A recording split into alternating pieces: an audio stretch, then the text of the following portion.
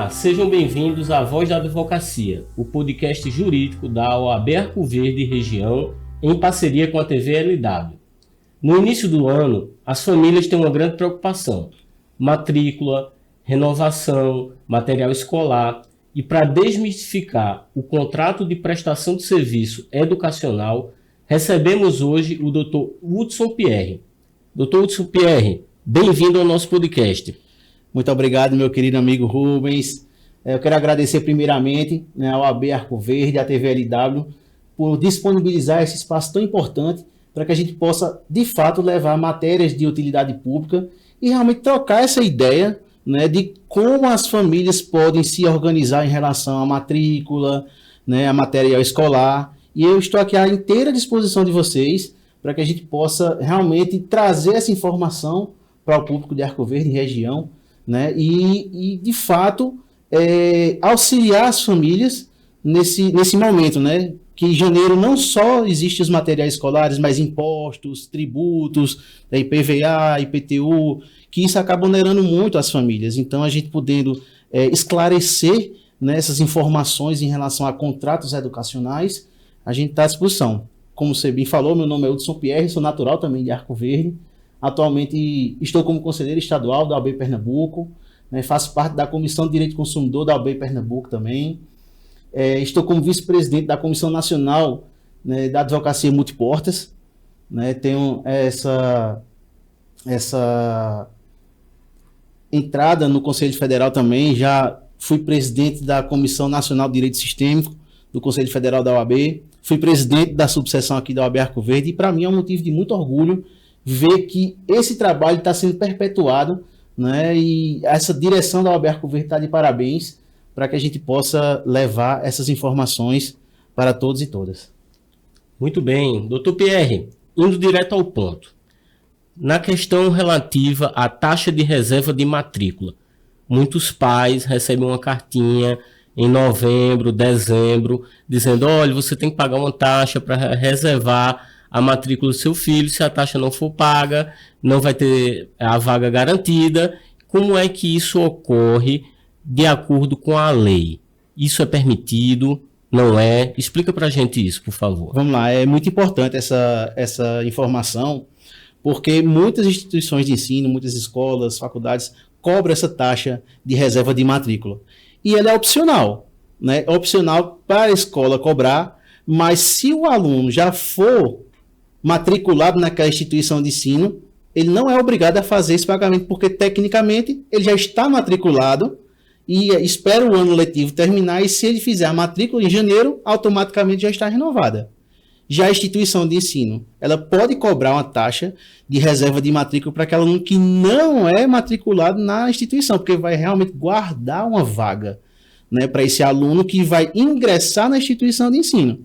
Entende? Mas a cobrança ela é opcional da instituição de ensino. Então, somente para novos alunos em situação de transferência. Exatamente, novos alunos que vai ser matriculados na escola, mas para os alunos que já são matriculados, a instituição não pode exigir essa taxa de matrícula, porque já estão matriculados e, tecnicamente, a vaga já são deles.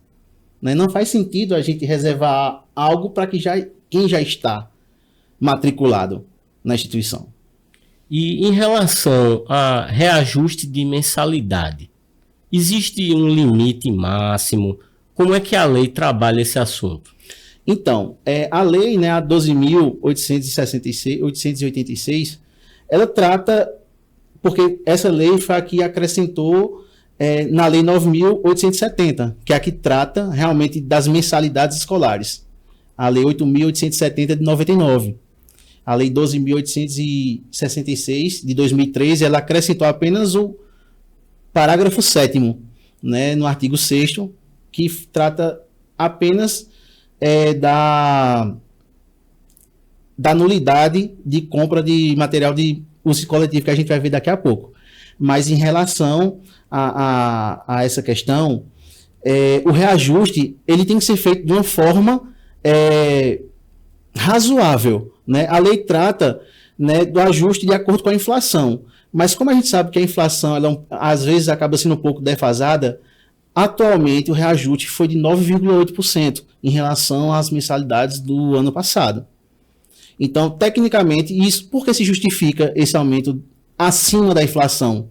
Por conta do aumento de custo operacional das escolas, né? Esse aumento de custo de impostos também que incide sobre as escolas, que embora o ensino seja outorgado, né? Algo público, em que o Estado outorga para um particular prestar esse serviço, né? Esse reajuste ele tem que ser de forma módica, né? De forma justa, né? Então, tecnicamente, é para obedecer à inflação, mas só que ultimamente vê assim, um pouco acima da inflação justamente pelo aumento dos custos operacionais de impostos. Então, hoje está em torno de 9,8%, né, em relação ao do ano passado. Mas o reajuste sim é possível, né, desde que justificado e de uma forma equitativa, né? Ok. E em uma situação bem específica, os pais realizam a matrícula do filho, mas de repente é uma mudança de planos, de repente é um imprevisto, e antes de se iniciar as aulas, há a desistência do contrato. A escola, ela pode reter algum valor como penalidade por essa desistência? Rubens, isso é uma dúvida muito frequente, né? E eu quero falar para você que está ouvindo agora a gente ao podcast, que tem que observar bem atentamente ao contrato, Rubens. A gente tem que analisar de fato o contrato que a gente está assinando, porque é possível sim, né, embora não seja uma praxe, né, mas pela legislação informa que antes do início do ano letivo, né, a devolução tem que ser integral, né?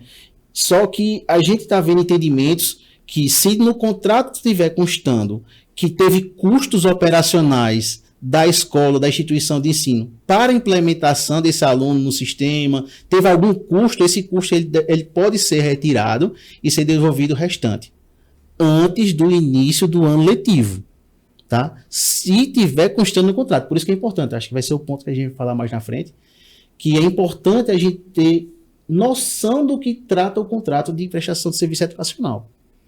Porque a gente peca muito em relação a isso, Rubens, já faz tempo que o meu filho está ali e não consegue ter atenção ao contrato, tá? Então, a partir do contrato que a gente vai verificar se essa retenção, ela se justifica. Então, se não se justificar, não tiver nenhum custo operacional no contrato que justifica a retenção, a devolução ela deve ser integral, tá? E essa taxa de punição, essa multa, a gente tem que também prestar atenção no percentual. Isso. Não pode ser uma questão abusiva. Exatamente. Porque acaba se tornando uma cláusula abusiva, né? Pois é. Então, o que acontece? Prestar atenção no contrato e principalmente essa parte da rescisão contratual, o que é que trata, tá? Então, no contrato tem que ficar especificado exatamente qual o custo operacional que aquela instituição de ensino teve para a implementação daquele aluno no sistema e no entorno, para se justificar qualquer tipo de retenção. Se não tiver nada no contrato, não se justifica a retenção, então tem que ser devolvido integralmente o valor da matrícula. Então, a porta de entrada é o contrato. É o contrato. O contrato vai definir o ano ou semestre letivo naquela instituição. Exatamente. A instituição é quem vai dizer qual é a forma de regime que ela vai trabalhar de recebimento das mensalidades. Se ela trabalhar de forma anual, né, ela vai receber em 12 parcelas. Se trabalhar de forma semestral, então vai receber 6 parcelas, né, já contando com matrícula como se fosse a primeira mensalidade. Tá? E outra situação que também faz parte da realidade da população. Uma mensalidade ficou atrasada no ano ou no semestre anterior. A instituição de ensino ela pode se negar a renovar a matrícula desse aluno inadimplente.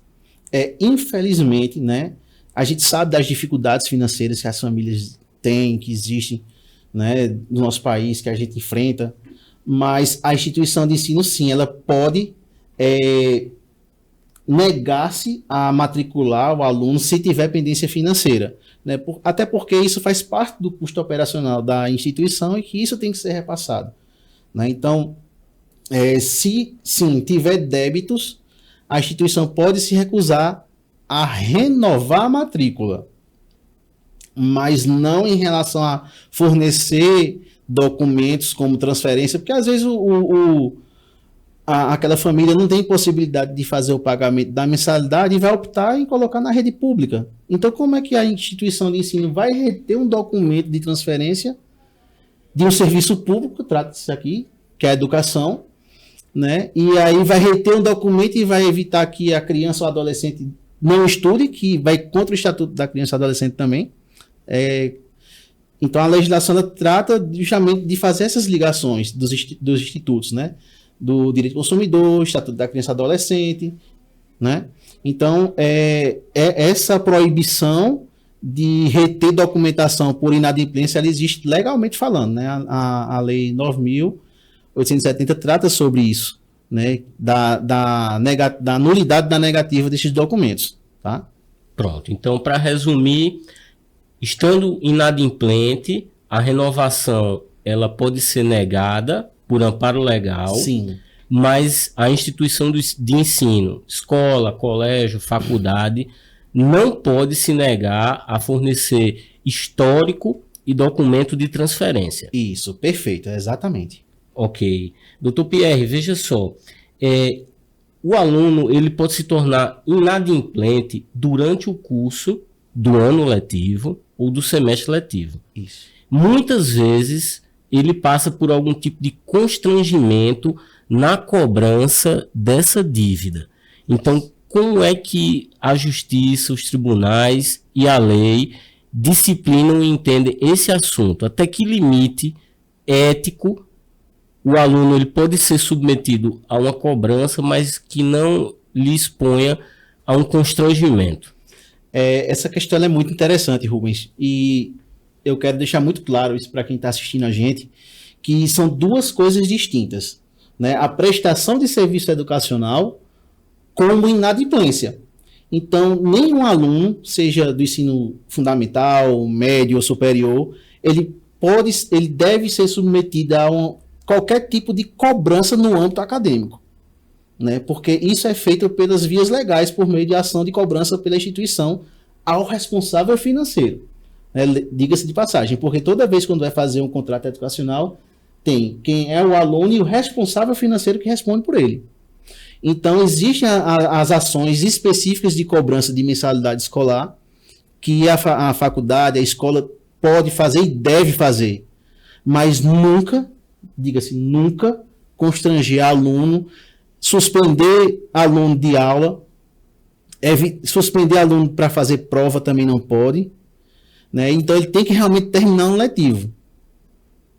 Como a gente bem falou, é um serviço público. Se a escola não recebeu do responsável legal, do responsável financeiro, aquela mensalidade que lhe era devida, então ele tem que entrar com os meios legais de cobrança para que seja feito o pagamento. Até o final do ano letivo. Então ele tem que participar de todas as atividades curriculares da escola.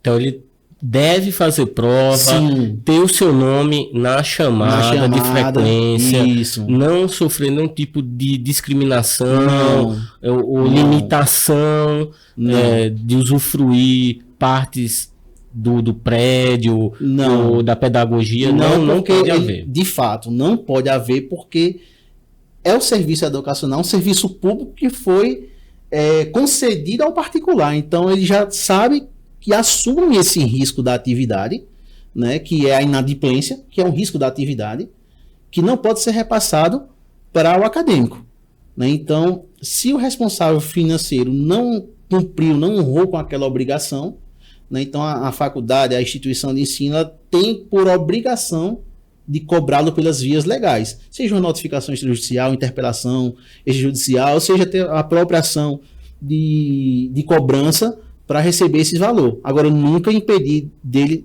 participar das atividades acadêmicas e curriculares. Ótimo. Então, a gente já falou sobre a importância do contrato, questões envolvendo inadimplência. E agora, um tema que causa muita atenção é a relação do material escolar. Então, veja só, a instituição de ensino, ela pode cobrar uma taxa de material escolar. Isso é permitido por lei? Sim. Vamos lá. Esse ponto, ele é muito polêmico, Rubens, muito polêmico. Porque as instituições de ensino, né, as escolas, num passado não tão distante, né, cobravam materiais, né, de uso coletivo para todo mundo. Então, elas existiam realmente os armários, as dispensas. Vamos explicar aqui o que seria esse material de uso coletivo. Pronto. Material de uso coletivo é justamente materiais que todo mundo usa e não consegue individualizar quem vai usar. Papel higiênico, sabonete, copo descartável, resma de papel, né? Tudo de uso comum. Tudo de uso comum era comumente cobrado aos pais e responsáveis financeiros, né? E de um tempo para cá, essa conduta veio diminuindo, mas não deixou de existir. Volta e meia, a gente ainda acaba lidando com situações em que as escolas, na listinha coloca itens de uso coletivo, né? E que não podem, né? E também não pode ser cobrada uma taxa da escola relativa a esses itens. Exatamente. Por quê? Porque isso faz parte, que eu falei lá atrás, do risco da atividade da escola e o custo administrativo dela. Então, a gente não pode cobrar do consumidor, do acadêmico, aquele valor que já está sendo pago, remunerado na mensalidade. Que aí seria cobrar novamente aquilo que já está sendo pago, né? Então, é lícito sim cobrar uma taxa. Isso aí muitas escolas fazem justamente para dar uma comodidade aos pais. Mas lembre-se, as escolas não podem deixar de fornecer a lista de materiais de uso individual, coletivo nunca.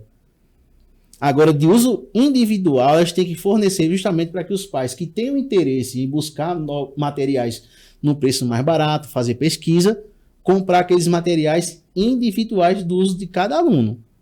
Então, muitas vezes, dá-se a lista, está aqui a lista, mas esses materiais aqui a gente consegue comprar até por um valor mais barato se a taxinha for essa aqui. Que é normal isso acontecer.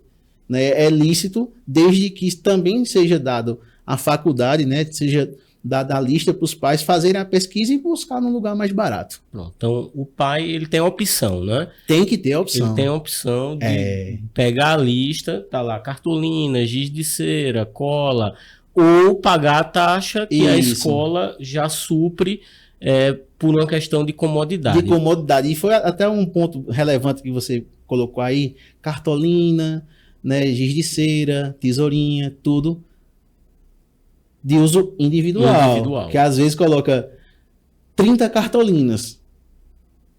Não existe. Né? Para uma criança, né, isso realmente é um absurdo em algumas situações. O Procon, ele lançou uma nota... 4 resmas de papel ofício. Entende? Então acaba sendo realmente um abuso, né, dessa faculdade que lhe é dada. Esse fato ele é muito importante, Rubens, porque no ano de 2021, o Procon Pernambuco lançou uma nota técnica informando justamente quais os itens que não podem ser cobrados de uso coletivo. E lá é um rol exemplificativo de no mínimo 49 itens.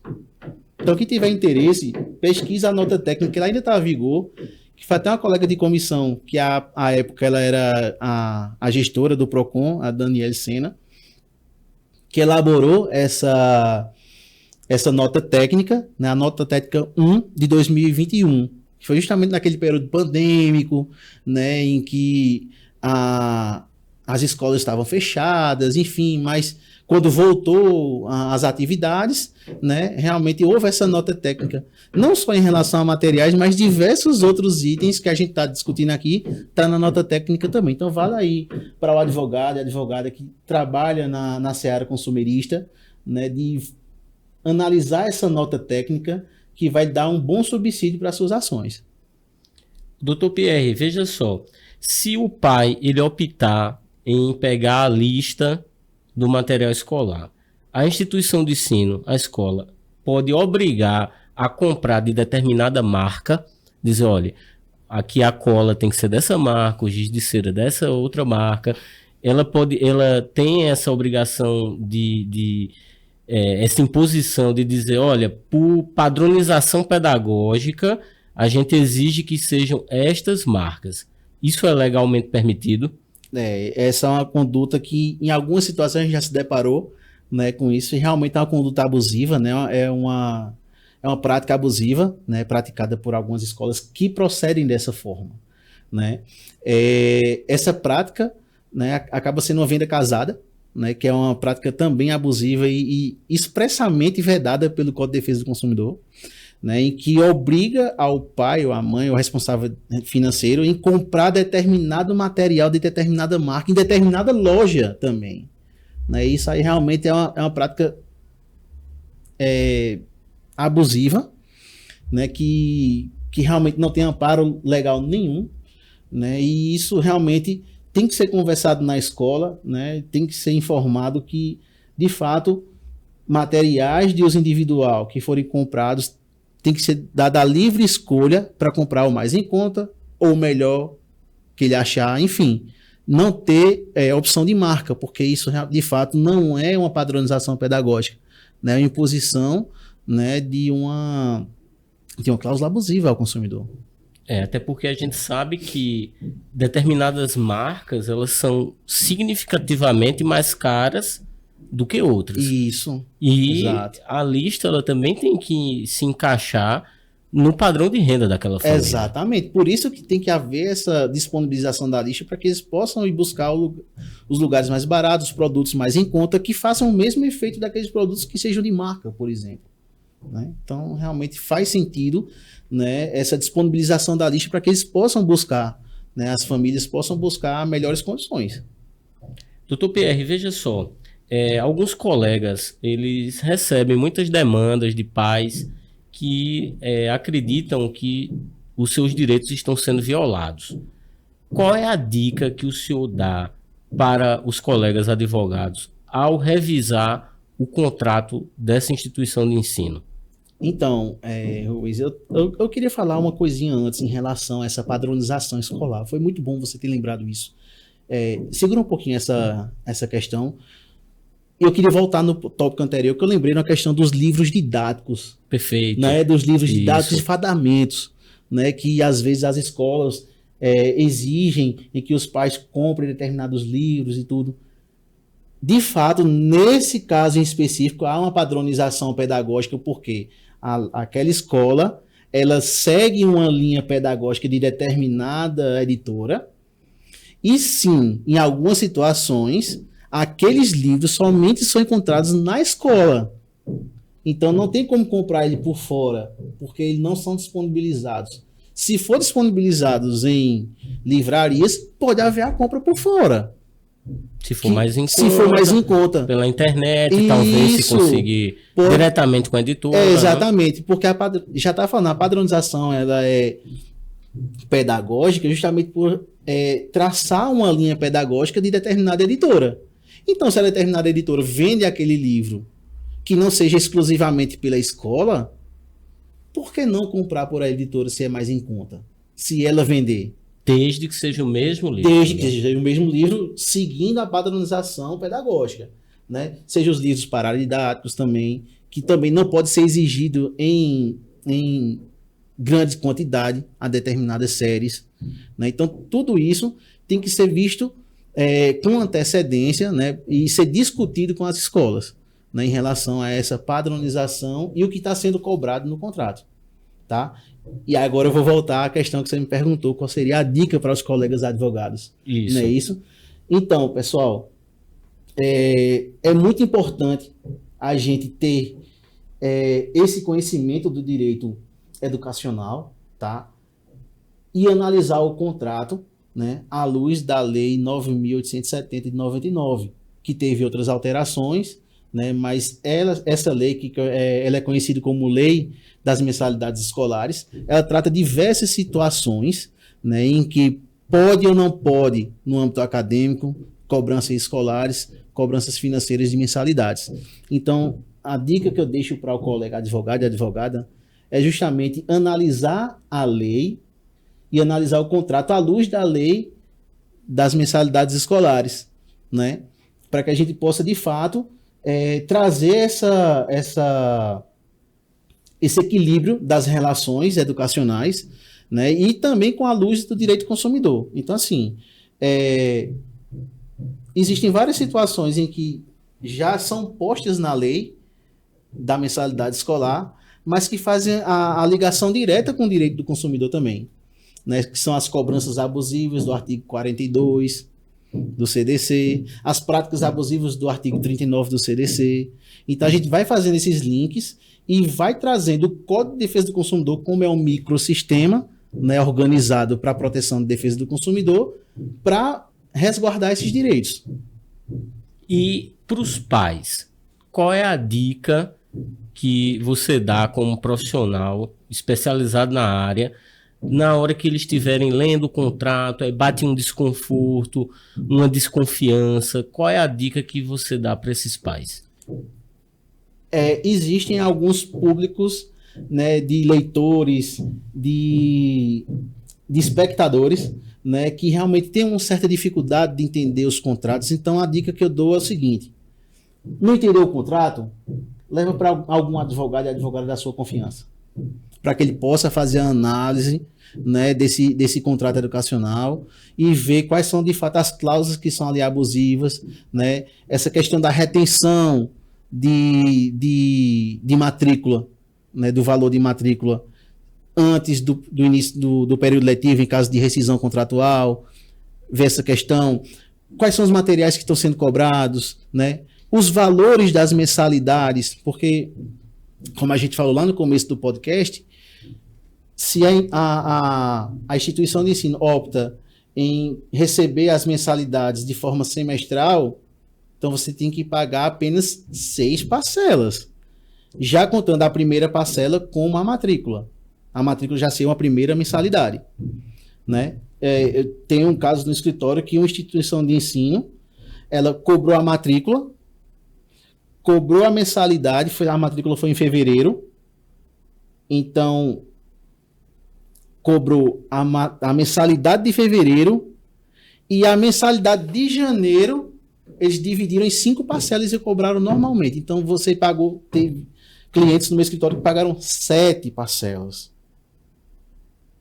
Então isso é uma prática extremamente abusiva. E se houver o pagamento, tem que haver a devolução em dobro, de acordo com o artigo 42, parágrafo único do CDC. Que aquela cobrança que é realizada de forma indevida deve ser paga em dobro ao consumidor. Então a dica que eu dou é essa: tá com dúvida no contrato? Leva para um advogado e advogada analisar, né? Tá ali na conversa na escola, teve entendimento de que uma cláusula abusiva, conversa, olha, aconteceu isso, essa cláusula não pode acontecer, é uma cláusula abusiva. O diálogo é a primeira fonte de entendimento das partes. Então, se aquele pai, aquela mãe, aquele responsável financeiro dialogou e resolveu aquela situação, ótimo. Dialogou, não resolveu, procura um advogado. Não quer procurar um advogado? Procura o PROCON. Ah, não quero procurar o PROCON. Tem o consumidor.gov, que é uma plataforma do governo federal que trata justamente dessa defesa do consumidor no âmbito federal, que é como se fosse um PROCON virtual, né? A gente faz o protocolo da ação, da reclamação, manda para o PROCON estadual e o PROCON estadual responde. Então, é uma alternativa também, né, para o resguardo desse direito do consumidor. Então, eu deixo essa dica de análise primordial do contrato, né? Seja analisado de fato o contrato. Teve dúvida, leva para o advogado.